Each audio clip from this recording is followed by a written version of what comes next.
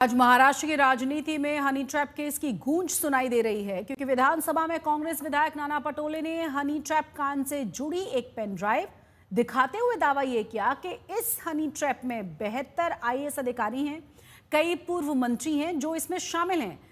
नाना पटोले के दावे के बाद विधानसभा स्पीकर राहुल नार्वेकर ने इस कथित हनी ट्रैप केस की जांच के आदेश दे दिए हैं। विपक्ष कह रहा है कि सरकार महाराष्ट्र की जनता के सामने पूरा सच रखे।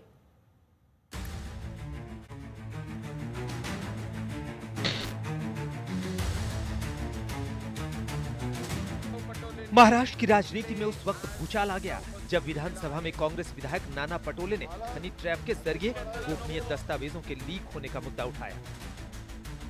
नाना पटोले ने इस कथित हनी ट्रैप कांड से जुड़ी एक पेन ड्राइव भी दिखाई। लेकिन हम किसी का चरित्र हनन करना नहीं चाहते। मैंने विधानसभा में ये पेन ड्राइव में हमारे पास पूरा चिट्ठा है।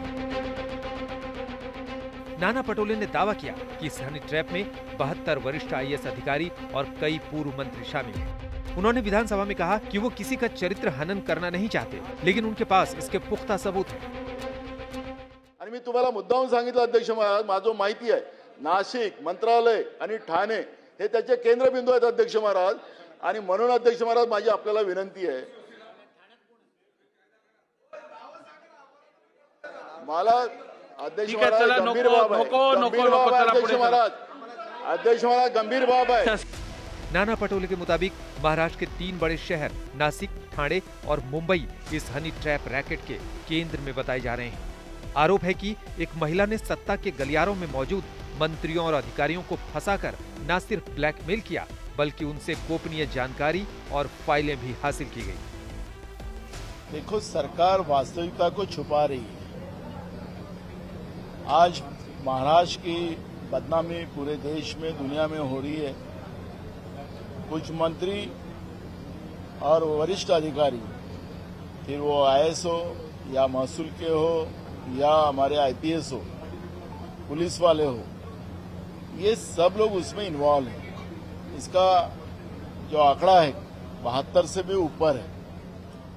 और मेरा जो डर है, मैं बार बार विधानसभा में एक बात कह रहा हूं कि इस हनी ट्रैप के माध्यम से, ये वरिष्ठ अधिकारियों के और मंत्रियों के माध्यम से महाराष्ट्र के कुछ गोपनीय कागज असामाजिक तत्वों के पास पहुंचे हैं, जिससे महाराष्ट्र की सुरक्षा को खतरा पैदा हो चुका है। मैं सरकार को बार बार ये कह रहा हूं, पर सरकार सुन नहीं रही है। कांग्रेस विधायक नाना पटोले ने हनी ट्रैप में वरिष्ठ अधिकारियों और मंत्रियों के शामिल होने का दावा करते हुए पूरे मामले की तत्काल जांच और कार्रवाई की मांग की है। विधानसभा अध्यक्ष राहुल नार्वेकर ने सरकार को हनी ट्रैप मामले में कार्रवाई कर सदन को जवाब देने का निर्देश दिया है। सन्मान्य ज्येष्ठ सदस्य नानाभाऊ पटोलेंनी इकडे आज जो मुद्दा उपस्थित केलेला आहे, या अधिवेशनात जेवढी निवेदनं करायचे निर्देश शासनाला दिले गेले आहेत, ती सर्व निवेदनं उद्या संध्याकाळी सभागृहाची बैठक संपण्यापूर्वी शासनाने करावी असे मी सक्त निर्देश परत शासनाला देत आहे। उप मुख्यमंत्री एकनाथ शिंदे ने भी इस केस में कार्रवाई का भरोसा दिया है। अध्यक्ष महोदय, आपण या बाबी गांभीर्याने घेतलेल्या आहेत आणि आपल्या निर्देशाप्रमाणे शासनाने देखील नोंद घेतलेली आहे।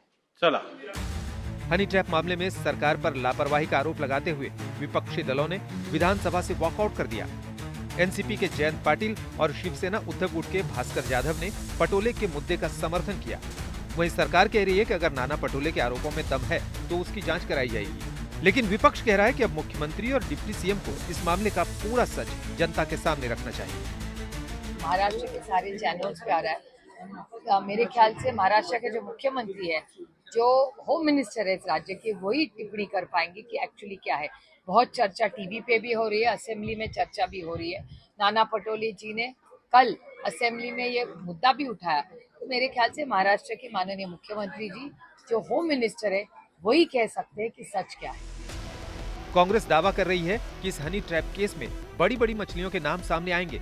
सवाल है कि क्या बीएमसी चुनाव से पहले कथित हनी ट्रैप कांड में कुछ ऐसे नाम भी सामने आएंगे जो महाराष्ट्र की सत्ता में काबिज हैं। सूत्रों की माने तो इस हनी ट्रैप मामले में तकरीबन 70 से ज्यादा आला अधिकारी और मंत्रियों के नाम शामिल है। हालांकि विपक्ष ने इस मुद्दे को सदन में तो छेड़ दिया है, लेकिन ये देखना बहुत ही जरूरी होगा कि क्या सरकार इस मामले की तहकीकात कर इसके तह तक पहुंच पाएगी। कैमरा पर्सन प्रवीण पाटिल के साथ मैं ऋत्विक भालेकर, मुंबई, आज तक।